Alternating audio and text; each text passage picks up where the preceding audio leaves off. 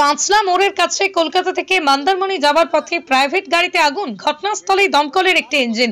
শনিবার সকাল 9টা নাগাদ কলকাতা থেকে মন্দারমণি যাওয়ার সময় 4 চাকার গাড়ির ইঞ্জিন বিকল হয়ে গিয়ে গাড়িতে লেগে গেল আগুন। আর সেই ঘটনার জেরেই চাঞ্চল্য ছড়িয়ে পড়ল 16 নম্বর জাতীয় সড়কের রঘুদেবপুরের পাঁচলার সেবা সদন এলাকায়।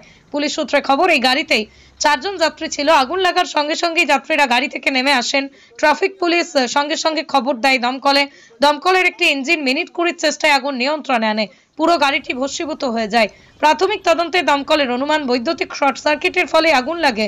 এই ঘটনায় জাতীয় সড়কের এই লেনে কিছুক্ষণের জন্য যান চলাচল ব্যাহত হয়।